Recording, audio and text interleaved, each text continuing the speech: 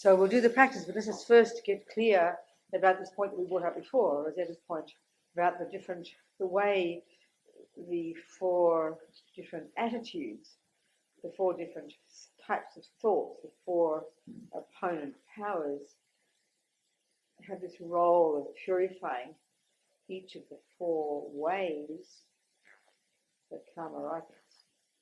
Because you see, if karma is done by the mind, therefore it's psychological. The word's used very loosely, karma. We throw it around, you know. It really means intention. The intention, what the mind thinks, the mind then, the body and speech do. You know? And that leaves these impressions or programming in the mind that produces the person and their experiences. And so, as Lama Yeshe says, you know, we create negative karma, we do negative intentional actions with our mind. It comes from the mind. So we can purify them simply by doing the opposite, by doing positive things with our mind. And so the first one of the four R's, regret, you know, the acknowledging of the things we've done that have harmed others. Regretting having harmed others for our own sake. It's like compassion to yourself. It's the best way to put it. You know, when we say regret or guilt, it doesn't seem like it at all. It feels all so mixed and confused. But it's really the same and an exact analogy. And if you'd eaten poison, the attitude you'd have is this healthy, wholesome regret. Oh my God, what an idiot. I've taken poison. And it galvanizes you into action because you know that poison will cause you suffering. That's what's behind it. And that's the attitude to cultivate here. It doesn't come naturally to us. We go naturally to guilt and I'm bad. And we have to change it consciously change it.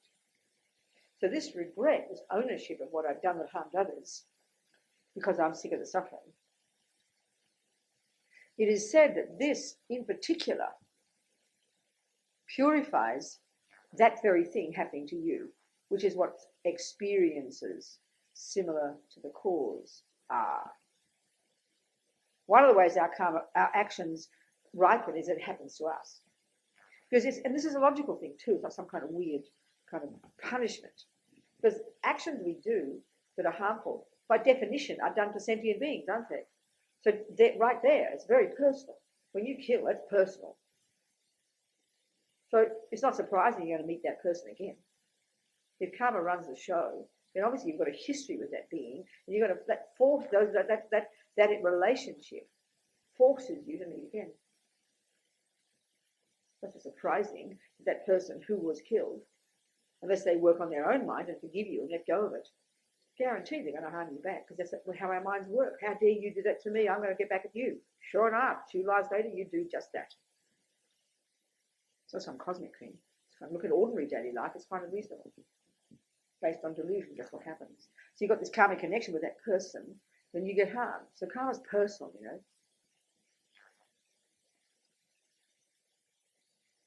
So regretting killing, regretting lying, regretting stealing, regretting harming others, specifically purifies that happening to you. And frankly, this is a very helpful thing for daily life. So, you know, look at our daily life. Look at how we get accused of things we didn't do. People at work don't like us. People at home. But look at the painful situation that is, isn't it? When you know you didn't do anything wrong, but people believe you lied or stole or did something. We know how painful it is. And you feel so hopeless and impotent. But this is where you apply the teachings of karma. If you're trying to program yourself with Buddha's views, instead of believing the instinctive view of self-pity, poor me, not fair, how dare they do that to me, which is the instinctive response, because that's what we've programmed our minds with, that view, we have to train in reinterpreting it according to the law of karma. So, you know, as painful as it is, when you sit down in the evening, you think of this, you know, so you think, there I'm being accused at work, and you think to yourself, do I like this? No, this is suffering. This is really painful suffering, being accused of something I didn't do now. But then I think, okay, if it is happening to me, I must have done it before. This is the logic. If there is a flower in my garden, I must have planted the seed. If there is a weed in my garden, I'm sorry, that's mine. I did it. It's my garden. And this is very painful and hard, but this is the practice. So as much as we don't believe it initially, and the feeling of pain and hurt of not fair is very prevalent, we say that. And then we think, well, do I like this suffering? We think, no way, I like this suffering. So then why not then think, well, I must have caused it. So now think, I regret whatever I must have done in a past life, like this, to this person, because that's the cause of it. I deeply regret this. And you can say with great conviction, I regret it because I don't like the suffering, because there's the suffering staring you in your face. You can say it with great certainty. So taking responsibility like this, regretting it, because you know you don't want the suffering, which is right in front of you, it makes you take responsibility. It stops the victim. It stops the pain, the hopelessness, the not fair, the poor me. And then don't be surprised if it starts to change. Because if the cause is my bad mouthing in the past, and then if my regretting it is helping change that, is helping purify it, then don't be surprised it starts to change. The whole dynamic will change. Maybe they'll give up hating me. Maybe they'll stop blaming me. Don't be surprised. It might not, because usually the regret won't take fruit until later. But I've seen this in my own life. When you really strongly take responsibility and know that from past lives I must have done this, done that, lied, stolen, whatever it is, cheated on my partner, whatever's happening to me right now. So I own that I caused it. This is very tasty. It makes you stronger. It counteracts victim. And then don't be surprised if you see it start to shift, because that's the cause. If you start changing affecting the cause, then the whole dynamic will change. Don't be surprised. It'll certainly appear different to you. You'll certainly feel not so bad about it. This is a really practical, day-to-day application, not just an intellectual idea, but a genuine experiential application of these views that we're trying to internalize. Very tasty. But in general, regretting all the things that I've done in the infinite past lives, of course, we haven't seen them ripen yet. The regret will stop them from ripening at all in terms of experiences. That's what it does. This is a real psychological procedure, not just some religious belief thing. The more we get it down to earth, the more reasonable it feels, the more powerful and practical. Of course, it takes time. It takes time to think this, to have confidence in the process. Because if I created the cause to have these experiences, I can change them. It's up to me. There's no punishment up there. There's no God. There's no Buddha running the show. It's me. So regret, the first one. It purifies the experiences similar to the cause. And obviously the main things we're trying to deal with are all the seeds we've planted in the past that haven't yet ripened as suffering. So let's get ahead of the game. So regret particularly purifies experiences similar to the cause. You getting killed, you being lied to, you being stolen from, you being cheated on, you bad-mouthing others. Whatever it is, they're regretting. So the next one is, well, whom can I turn to? Quick, where's the doctor? This is refuge in the Buddha. And again, it's really important to understand precisely what this means. Like we're still used to the religious one of God, So clearly, if I'm going to purify my sins as a Catholic, because God is my creator, then God must forgive me. That's what it is. That's what does the purification. And that fits with the concept of a creator. But the relationship with the Buddha has got nothing to do with that. Buddha forgiving you is not relevant. Of course he'd forgive you. He's a really nice person. But that's not what purifies you. It's not relevant. It's not the issue. Forgiveness is only the issue in terms of if it's your mummy who's the boss and you didn't do what she said, you must ask her to forgive you. If God is the boss and you went against his wishes, you must ask him to forgive you. In general life, it's helpful to ask for forgiveness. That's excellent. But that's not enough, though. It's really important to see this. And what that is often in our daily life, this craving to be forgiven, is because we're desperate. The person will reject us. And when they say, it's all right, Robina, I still love you, we're immensely relieved they still haven't given us up yet. So it's mainly ego. And until we do something internally, in particular, until we regret it and own it, and then in the fourth step, vow never to do it again. You can forgive me till the cows come home, but I will never stop doing it because I haven't made a decision to stop doing it, and I haven't fully owned it. I've just got your approval, and that's not enough. It's not enough. So the relationship we have with the Buddha is as a doctor, a mentor, a doctor. The doctor is not a question of him forgiving you for smoking. That's ridiculous. He's an advisor, warning you of the consequences of smoking. Well, that's all Buddha is. He's our mentor, our doctor. So we rely upon him in the same way you rely upon a doctor.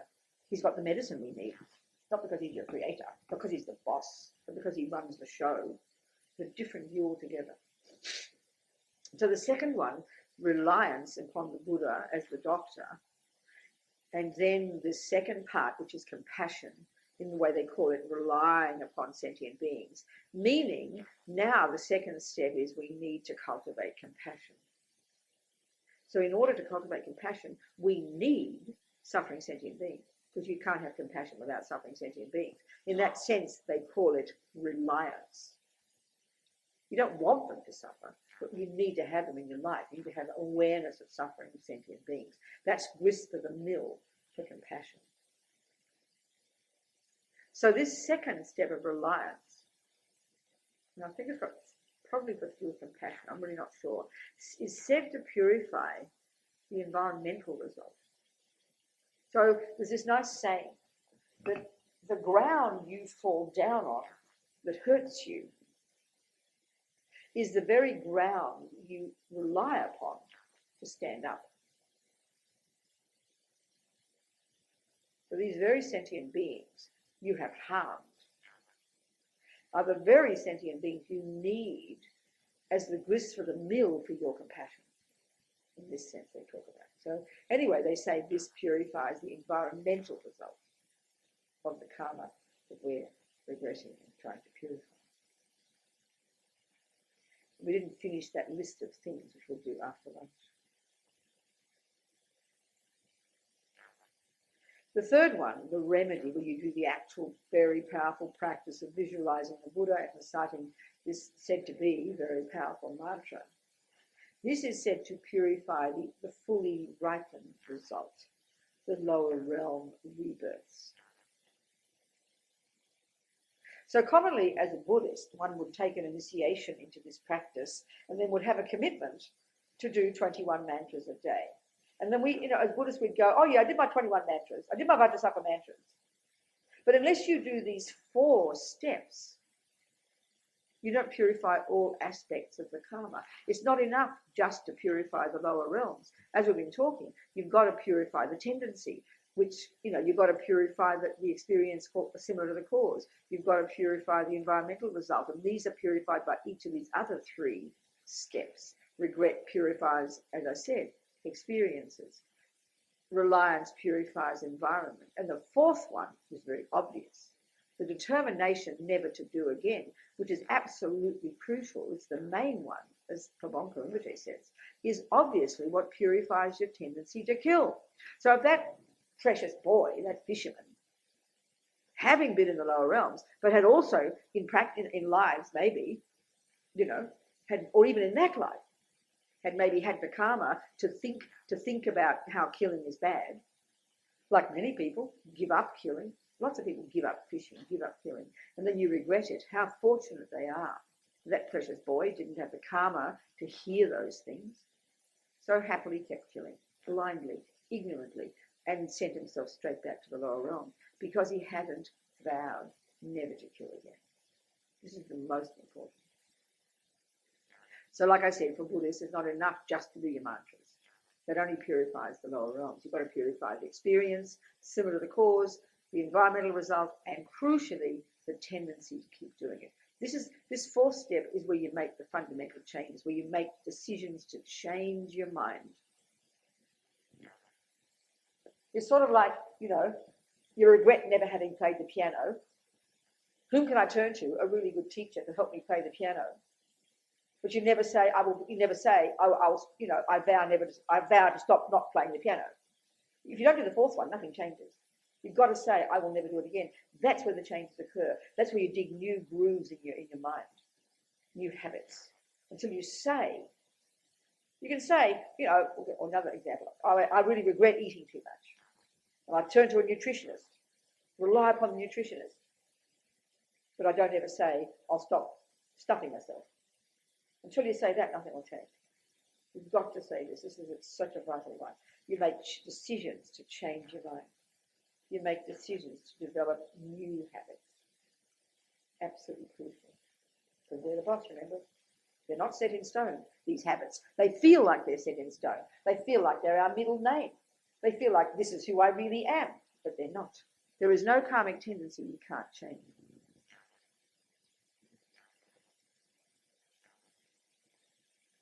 So we start slowly, reasonably,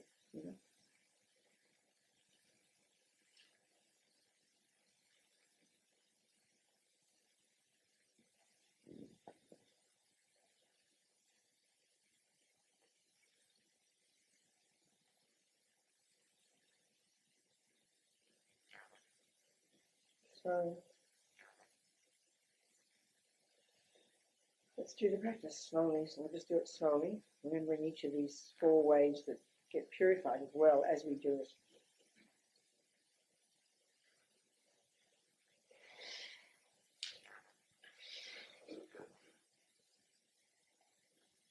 Just get your body comfortable again. Back straight, hands in the lap, shoulders square but relaxed, chin tucked in, lips apart, tip of the tongue behind the top teeth.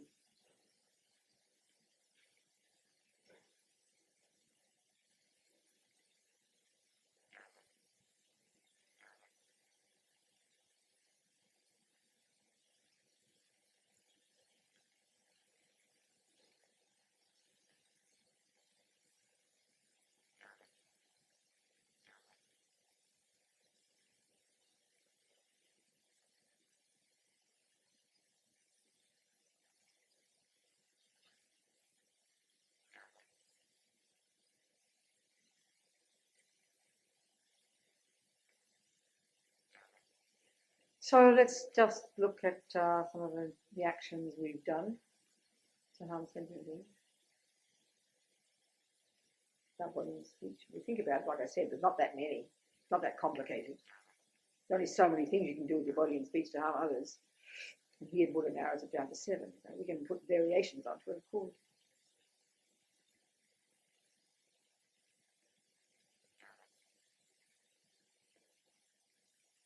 So what we're trying to do is not just the actions we did today or yesterday. If we're taking this view of Buddhas, that your consciousness is a beginningless continuity of mental moments, then it follows logically that we've had countless past lives.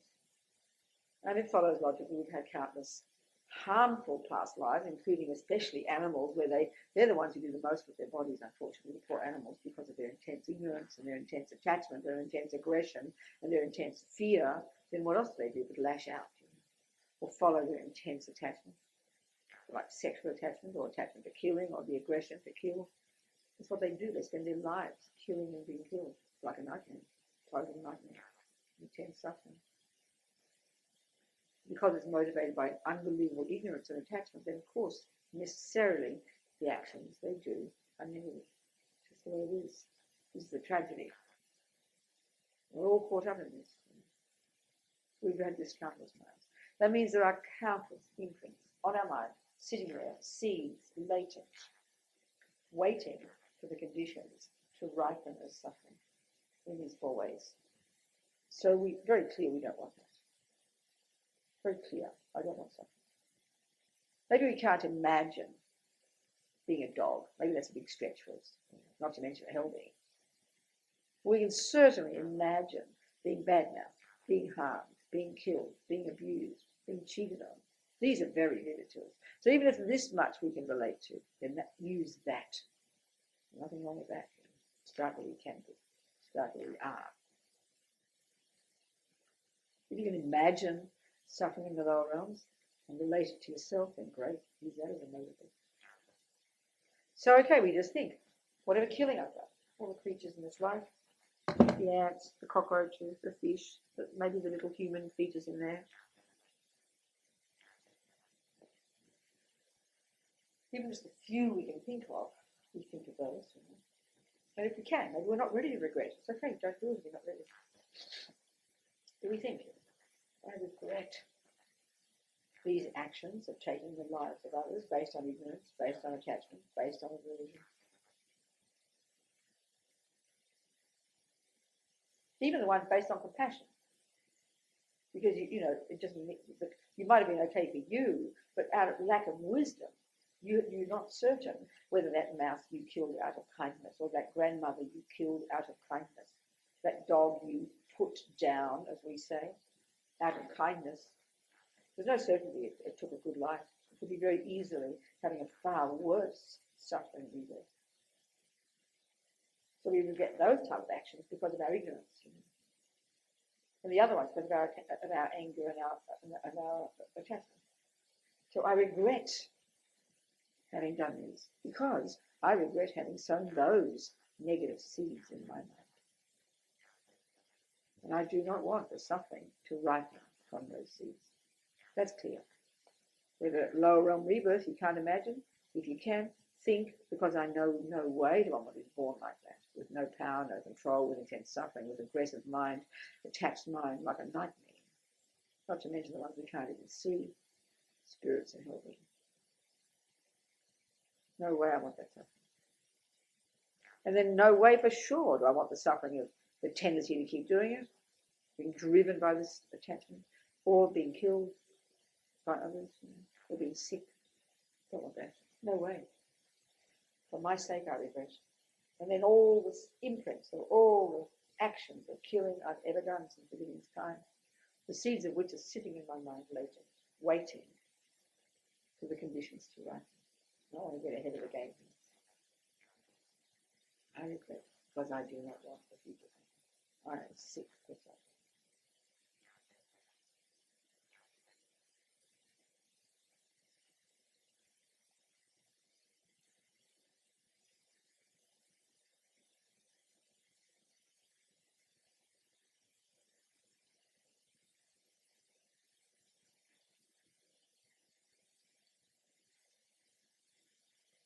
So think about the other actions of our body. You know, sexual misconduct, for example. Perhaps that's been a trip of ours. Who knows? A strong attachment to sex, all the time falling in love with other people, cheating on our partners. Or just, you know, that's the main way they talk about misconduct. Not to mention other, never mind other things, but just that one, the cheating one, the neediness, the always wanting other people's love and then cheating in the end. And being, you know, it means, you know, yeah, going against our commitment to somebody. So the kind of result of that is your relationships don't last. All kinds of relationships, they end. People leave you. Your children leave you. Your partners leave you. They die on you. Relationships not being stable and lasting is one of the consequences of cheating on relationships, especially because of attachment, you know, in sexual relationships. Just think of that one alone. I don't want that one.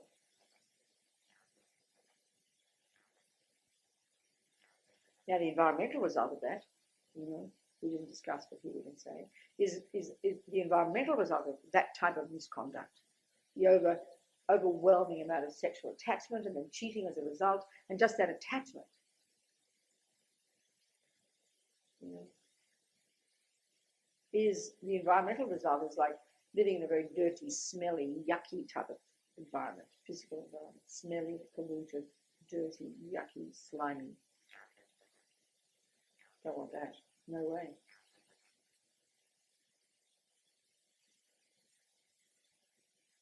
All our actions, based on intentions, over eons of time, literally are what cause the elements to manifest in this shape or that, whether it's a blue-eyed mother, or a lion body, or the physical world, with the trees and the sun and the rocks and whatever it is.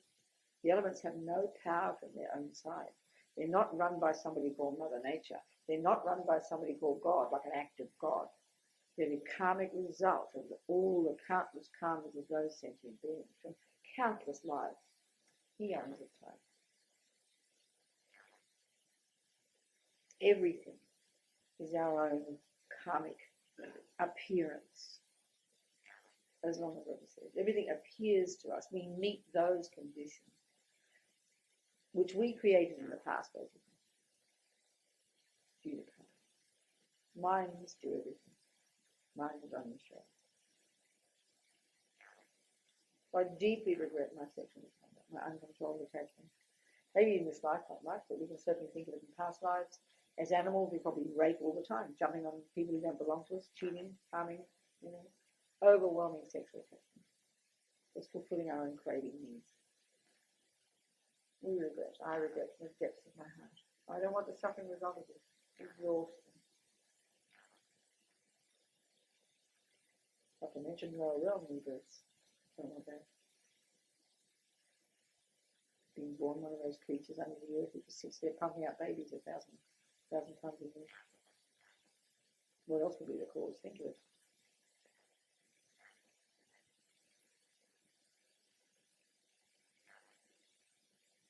Regret for myself. I'm sick of suffering.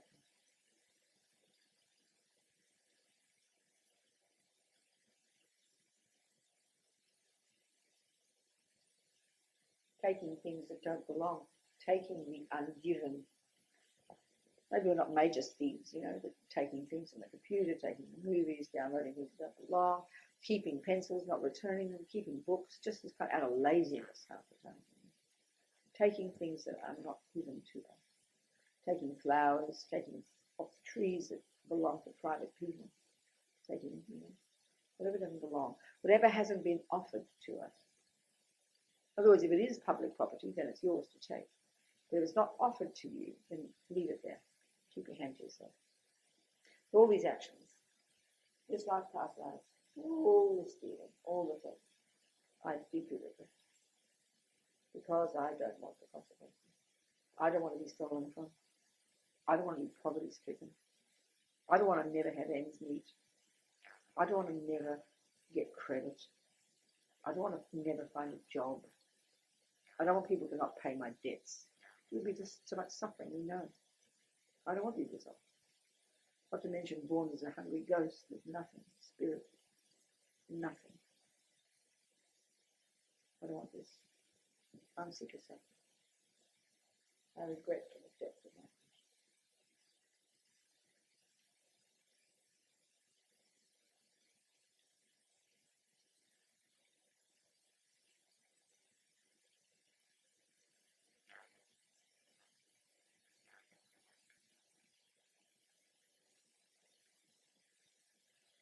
So the actions of our speech, well, we probably do the most harm, being clever humans. Saying things that aren't true, misleading people.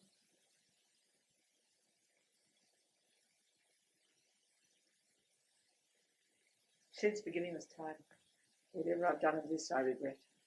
No way do I want the karmic result. I do not want people not to trust my words. There's nothing worse than this, like a nightmare, not believing me.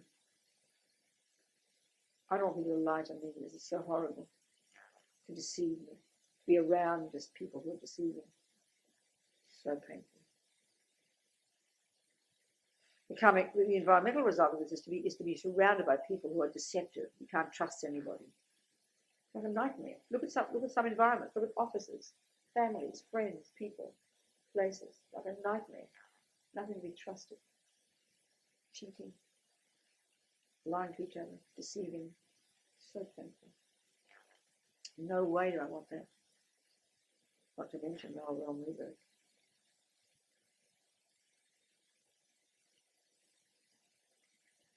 I regret. Some of it.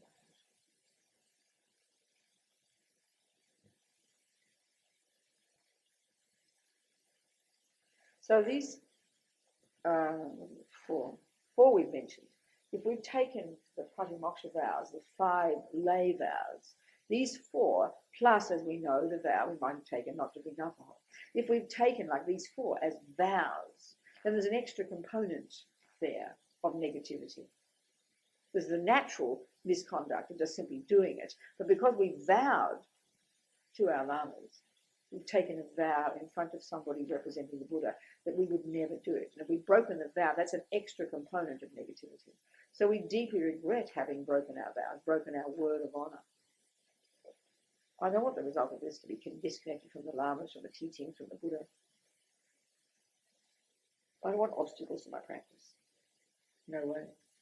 So for this reason, I deeply regret breaking these particular vows, if I've taken them as vows.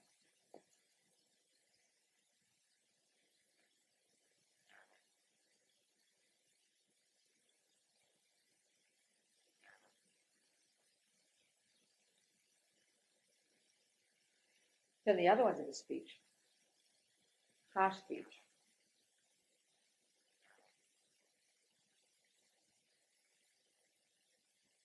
Absolutely, I regret that. From the depths of my heart since the beginning of this time. I don't want the suffering from this. I don't want to hear harsh speech. People abusing me, awful.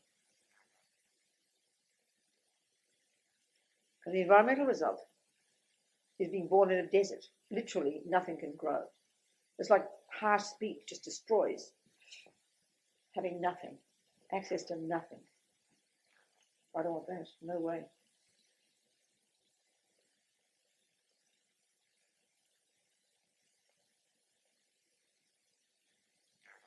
Rabbiting on about nothing. Just blah, blah, blah. Uncontrolled talk.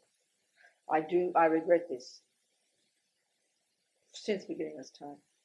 There's no way I want the suffering. Which would be to have people pay no attention to my words, to treat me with complete indifference, to think my words have no value at all. There's nothing more depressing than this, is there? And that's the result of just rabbiting on about nothing.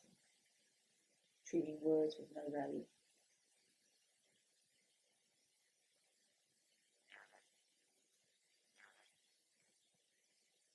Environmental result.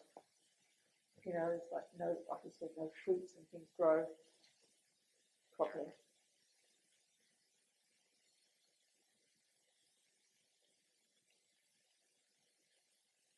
And the other one, talking about people behind their backs.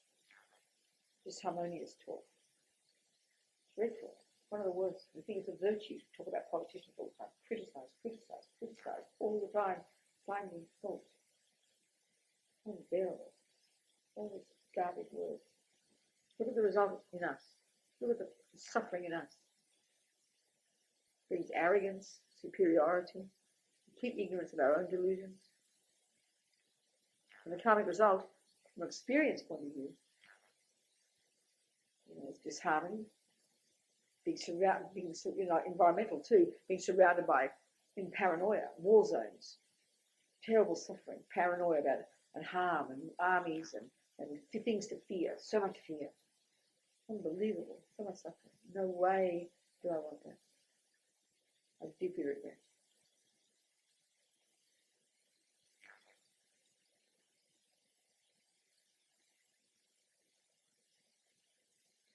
And then we have if we look at the list of 10, we have the three main grosser levels of the three main delusions.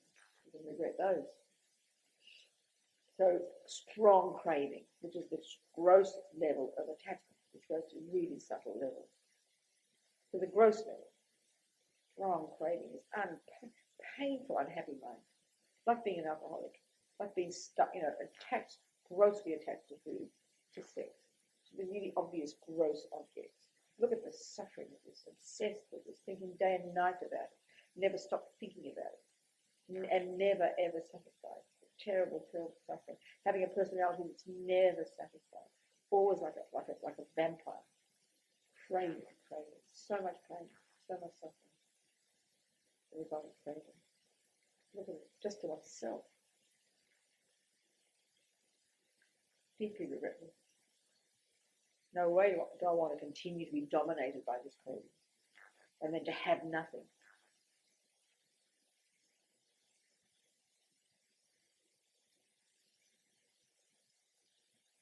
Deeply regret, what they call ill will, this terrible, terrible consequence of anger. You hold on to it, and you want the person to suffer. You think about the suffering. You can't let go of it. You want them to suffer. This is unbearable, like a nightmare. What it does to our mind. Resentment, hurt, bitterness, anger. never giving up on it, wanting with the suffering, happy with their suffering. Too terrible. I regret for the depths of my heart. No way do I want my personality dominated by that kind of rage and anger. In no way do I want the environmentalists either being surrounded by paranoia and you know, and being harm, things to fear, being ugly, broken, literally like a war zone. The environment of a war zone. You can see, where does it come from? It's just karmic. Terrible. Don't want that. No way.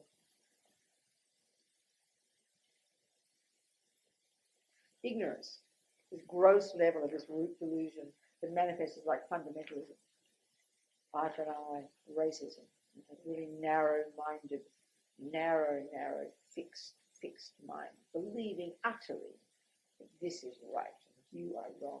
Very small-minded, this fundamentalist mind. No way do I want to be dominated by that. So much suffering.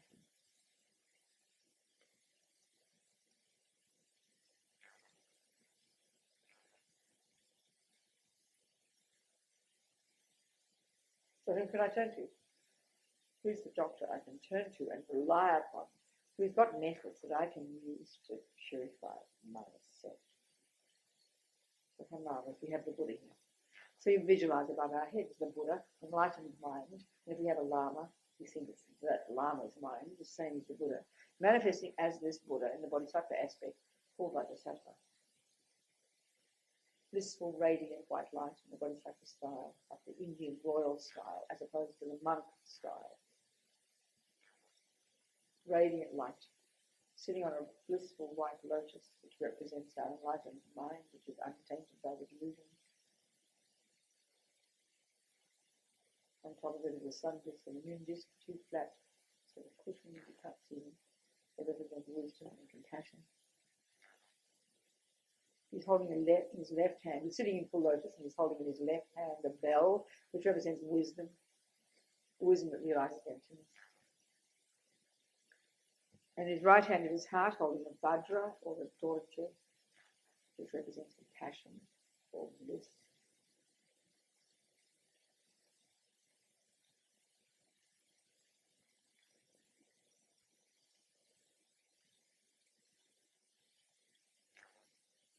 Beautifully decorated in the Indian style, the royal style, earrings, you know, necklace, upper arms, wrists, ankles, feet.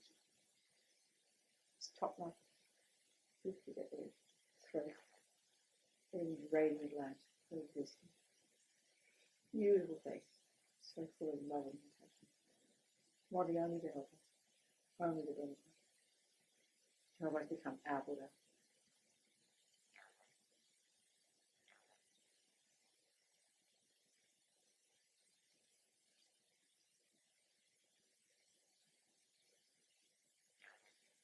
So I'll add an extra little thing here. So imagine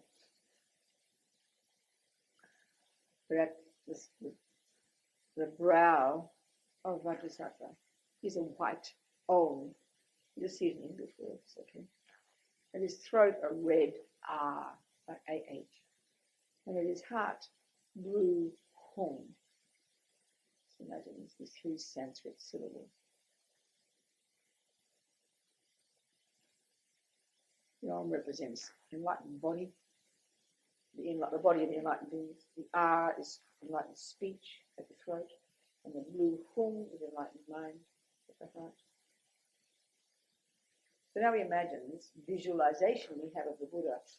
What we're going to do is imagine from his heart, from the blue Hum, rays of light go out to all the 10 directions of the universe, up, down, north, south, east, west, and all the cardinal directions, and hook the energy of all the actual Buddhas in the universe. Hook their energy. Request them to come. And this light goes out, hooks their energy of their body, speech, and mind, and it comes back with that light and absorbs into Vajrasattva above our head. And it becomes even more radiant, even more beautiful. He's now the manifestation of all the Buddhas in the universe. Blissful, Vajrasattva above our crown.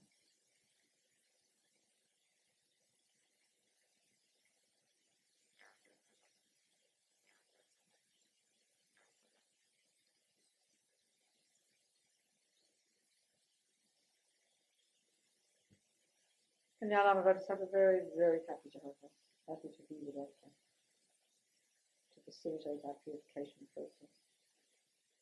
So he sends from his heart chakra this hung, powerful hose of energy that arcs around and enters into our crown, forcefully pushing out all the imprints of all the harm we've ever done with our bodies since the beginning of time, and all leads through the lower parts of our body right to the uterus. Forced out. A huge hose, like one of those big hoses that washes the gutters. Forcefully out. Not an atom left as we say the mantra 3 times. Om Vajrasattva Samaya Manupalaya Vajrasattva Teno Patita Dido Mebawa Sutokayo Mebawa Supokayo Mebawa Anorakto Mebawa Sarvasiddhi Me Prayatsa Stava Kama Sutsame Sitam Shriyam Kuruhum Ha Ha Ha Ha Ho Bhagavan Sarva Tathagata Vajramami Mutsa Vajrabhava Mahasamaya Sattva Ahum Pe. I forgot to do the rest, didn't I? Compassion. And the other one, we did reliance. I forgot to go to compassion. So quickly in our minds now we think we're relying upon the Buddha, and then we think of all the suffering, the sentient beings being harmed. We're going to have compassion for them. We must purify for their sake as well. For their sake now, as well as my own. It's a huge wish to benefit sentient beings. We now do the first step. So again, visualizing. For the sake of sentient beings and myself, I am purifying myself. Om Vajrasattva Samaya Manupalaya Vajrasattva Cheno Patita Dido Mebawa Sutokayo Mebawa Supokayo Mebawa Anorakto Mebawa Sarvasiddhi Me Prayatsa Stava Kama Sutsame Sitam Shriyam Kuruhum Ha Ha Ha Ha Ho Bhagavan Sarva Tathagata Vajramami Mutsa Vajrabhava Mahasamaya Sattva Ahum Pe Om Vajrasattva Samaya Manupalaya Vajrasattva Cheno Patita Dido Mebawa Sutokayo Mebawa Supokayo Mebawa Anorakto Mebawa Sarvasiddhi Me Prayatsa Stava Kama Sutsame Sitam Shriyam Kuruhum Ha Ha Ha Ha Ho Bhagavan Sarva Tathagata Vajramami Mutsa Vajrabhava Mahasamaya Sattva Ahum Pe. Not an atom left of all the imprints, of all the harm I've ever done since the beginning of time with my body gone, fully bliss of it.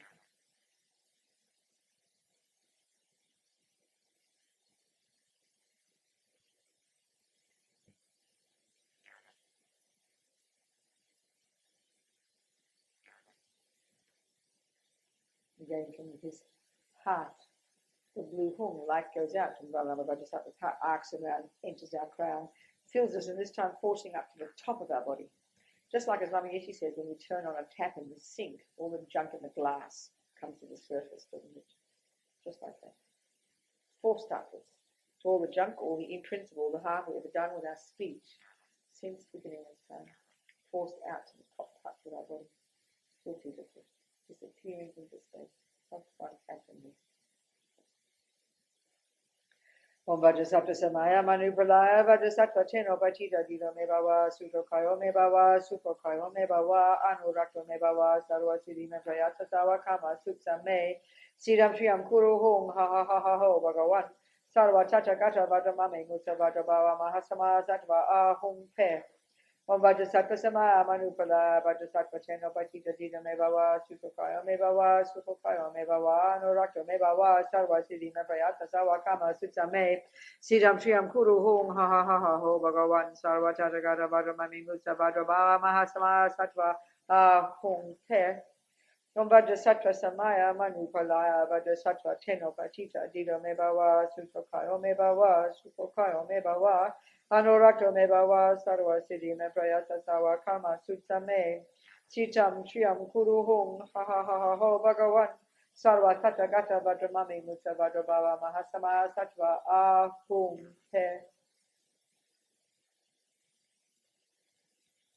Not one atom left. So this negative speech.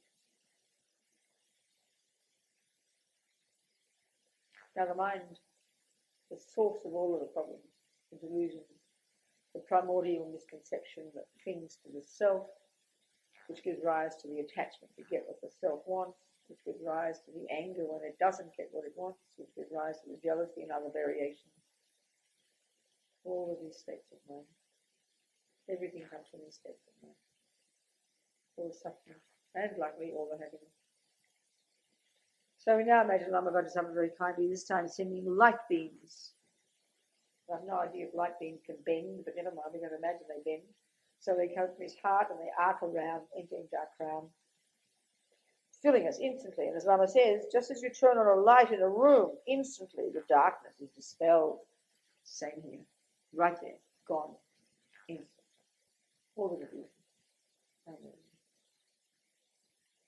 Om Vajrasattva Samaya Manupalaya Vajrasattva Cheno Patita Dido Me Bhava Sutokayo Me Bhava Supokayo Me Bhava Anorato Me Bhava Sarva Siddhi Me Payata Sawa Kama Sutsame Sitam Shriyam Kuru Hum Ha Ha Ha Ha Ho Bhagavan Sarva Tata Gata Vajramami Mutsa Vajrabha Mahasama Sattva Ahum Te Om Vajrasattva Samaya Manupalaya Vajrasattva Cheno Patita Dido Me Bhava Sutokayo Me Bhava Supokayo Me Bhava Anorata me bhava sarva siddhi me payata sawa kama sutta me sikam kriyam kuru hum ha ha ha ha ho bhagavan sarva chadagara vajramami musa vajrabhava mahasama sattva ahum te o vajrasattva samaya manupalaya vajrasattva cheno patita dita me bhava sukhakayo me bhava sukhakayo me bhava anorata me bhava sarva siddhi me payata sawa kama sutta me sikam kriyam kuru hum ha ha ha ha ho bhagavan Sarva Tadagara Vajramami Mutsa Vajrabha Mahasama Sattva Ahum He.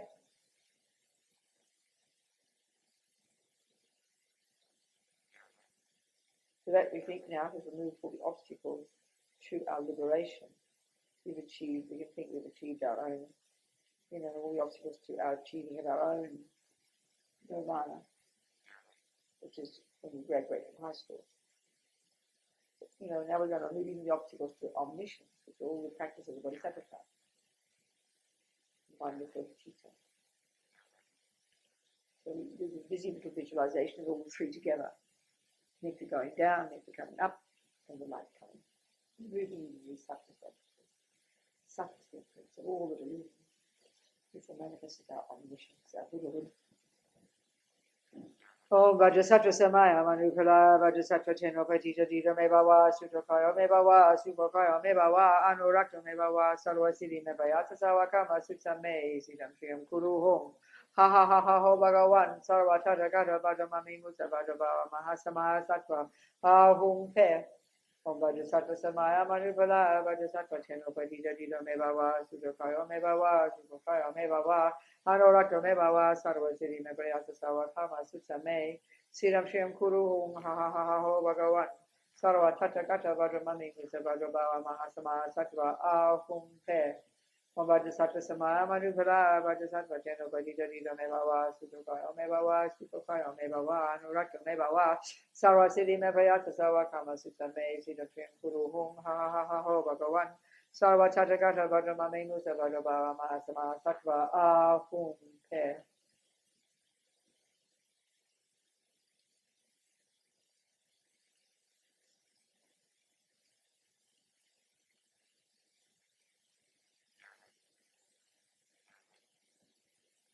So now the fourth step, most important, really, one way to say. Decision to change, resolve. So, like I said, if we have taken vows, Moksha vows, the lay vows, Bodhisattva vows, tantric vows, various commitments we've taken at each initiation. If we offer Tog, if we've got another tantra twice a month, in a group of people, that's our commitment to keep the 19 commitments of the 5 every day, to recite the 6 sessions of yoga, 3 times in the morning, 3 times at night. To always have a body and bell on our presence. To purify our negative karma every day by doing the 12 powers. There are many commitments. And until we break them, we don't even know what they are half the time. We must, given that we've taken these vows, we chose to take the vows, we took them, so we need to guarantee we won't break them again, for our sake. Strongly, anyway, we can reiterate the 3 sets of vows to ourselves, in our own way, in our mind, with absolute sincerity. And if we don't know what our vows are, we better learn. And if we haven't taken vows, then we think, if I can maybe commit to never kill, never lie, never steal, never bound, never this, never that, then fine, great. If not, we think maybe I'll give it a go. Maybe I'll do it for a day or for a month or for an hour, or maybe I'll, think about it.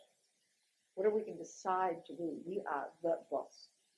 And it's all about committing to whatever we can do to stop harming sentient beings and just, for our sake and theirs, as well as the vows, which is a separate issue. So we think to ourselves what we can commit to. Strong decisions.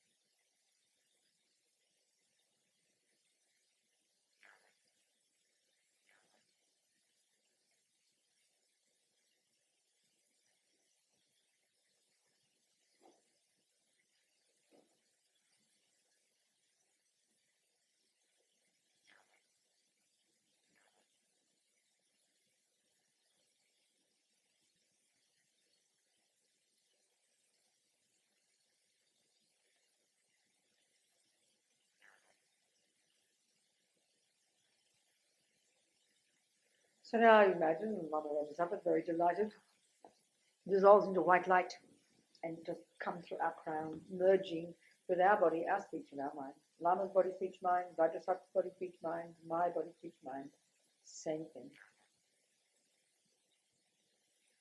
Just feel blissed out, spacious, radiant light. Perfect. Big as anything.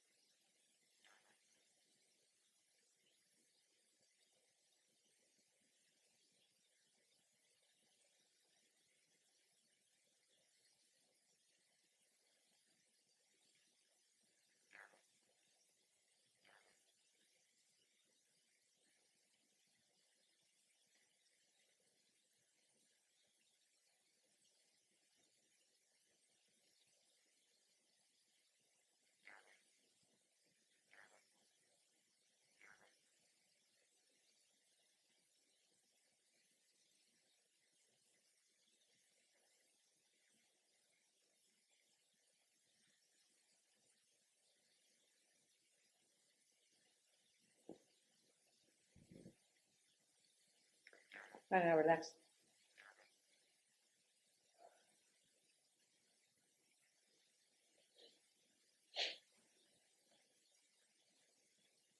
So basically we're faking it till we make it, That's what practice means, isn't it? When you think you're 5 years old and you want to ride a bike, or 3 or whatever, you think, I'm going to ride a bike. Well, it's a joke. You're not really riding a bike at all. You'll fall off before you're even on the seat. But if you don't think, I will ride a bike, I can ride a bike, you'll never even get on. So you've got to practice is faking it till you make it. So eventually when you've got single point of concentration, you've really purified your mind, you go to a subtle level, and you actually have an actual genuine vision of the Buddha, and you realize emptiness, that's when you finally purify. But we're training our mind, training our mind, training our mind, training our mind. Using the Buddha, using these techniques, that's all. To imagine, to give us confidence, to think it. This is what determines. And they say, and this is what we have to think about, that using the Buddha and these mantras, they said to be so potent medicine. It's like putting an atomic bomb on the negativity because of the power of the Buddha, the power of these mantras. This is what they say. I mean, for example, I remember Lama Zopa saying, even a bone that's 1,000 years old, you saying mantra, you see, the way they talk in Tantra is the subtle energies, that wind energy is sound, and sound is mantra. these Sanskrit sounds and be very blessed. And so saying mantra basically blesses your breath, energizes it with Buddha energy, energizes it with enlightened energy, if you like. So blowing onto a bone, the consciousness that lived there 1,000 years ago, wherever they might be now, will get the benefit because of the power of mantra. That's how they talk. So that's why, if you do eat meat, at least you can do something for the animal, as Nama's ever says. You say mantra and you blow on the flesh, and the consciousness, wherever it is, will be beneficial for them.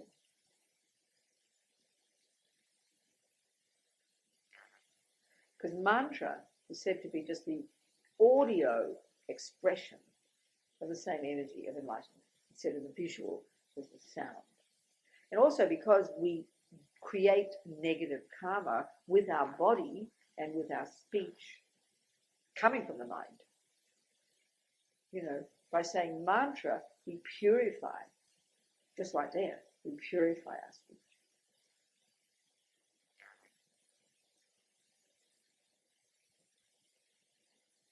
Mantra is the wind, the prana.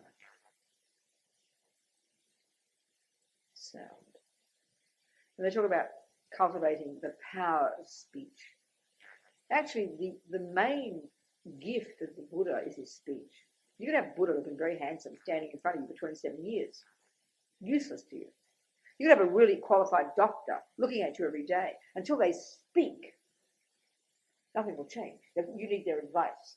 So the words are super powerful. And the way it is now with our speech, we can see how we misuse our speech. Harmful speech, garbage, rabbiting on speech, lying speech. Terrible. We pollute our sound. We pollute our own energy. So by purifying your speech, even refraining from saying harmful things is miraculous for yourself. You transform yourself right there. So that when you do speak, because it's more truthful and it's not abusive, it's much more powerful and therefore more beneficial to others. Makes sense.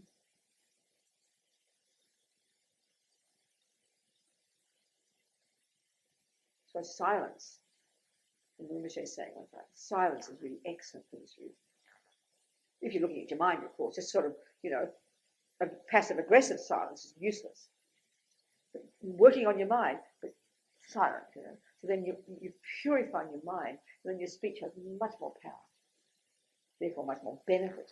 Because if you think about it, strictly speaking, from the bodhisattva point of view, which is the compassion wing, the only purpose to have a body and speech is for the sake of others.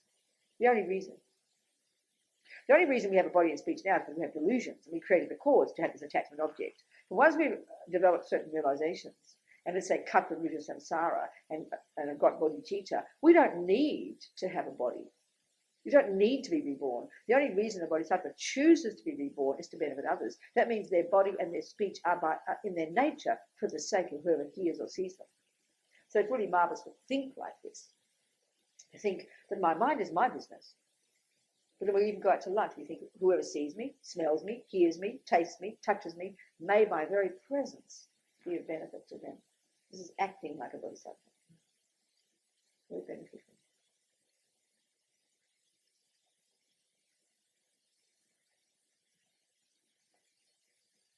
Okay, so think of lunch differently.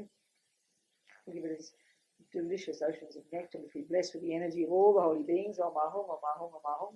Oceans of it, empty, completely empty of inherent nature, nothing for its own side, and full of bliss and nectar. Delicious oceans of it. And then we offer it, the most important thing, offer it. Just imagine offering it. Every thought counts, remember? So all the Buddhas, all the Gurus, all the Bodhisattvas, all the holy beings, all the suffering sentient beings pervade space.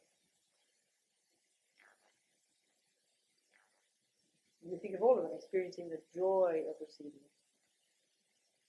Lama Sandi, Lama Che, Dejan Lama Gejan Che, Gungi Depa Lama Che, Lama Namla, Chirpa Bu. And then happily eat. Just stay healthy and fat and fit.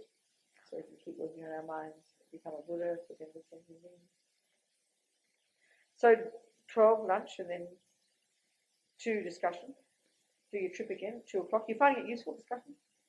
Good, fantastic. Go for it. Very good, excellent. I remember when I learned philosophy from Geshe Tekchop. He was my main philosophy teacher, Kirti. And he always would tell us that 25% of what you get comes from listening. 75% of what you get comes from talking about it. That is to say, debating and meditating and thinking about it. So it's really very powerful. And I found that with my study. The listening is great, but then you really process it. When you process it, that's when it becomes clear for us. Of course, they've got this very sophisticated system of debate where they use much logic and analysis, and we just rabble on about nothing. It's the best we can do, here and there, but still better than nothing. Not that bad. Won't say here. So go and rabble on about the data. Come up with certain questions, come up with points, try and unpack it all, try and get clarity from it.